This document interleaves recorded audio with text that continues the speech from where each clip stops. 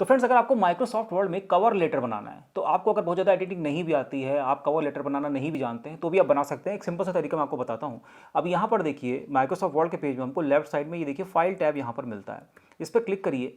उसके बाद right side में यहाँ पर देखिए मोर टेम्पलेट्स का ऑप्शन आपको यहाँ मिलेगा, इस पर क्लिक कर दीजिए। अब यहाँ पर नीचे सर्च में हमें टाइप करना है कवर लेटर। उसके बाद यहाँ पर इस सर्किल पे, यानी सर्च वाले सर्किल पे आप क्लिक कर दीजिए। एक बात ध्यान रखिएगा कि इस ऑप्शन के लिए आपका जो कंप्यूटर है वो इंटरनेट से कनेक्ट होना चाहिए। तो इस पर क्लिक कर दीजिए। अब आपके सामने ये कवर लेटर के बहुत सारे अलग अलग तरीके के टेम्पलेट्स ले आएगा, थोड़ा सा बस वेट करिएगा।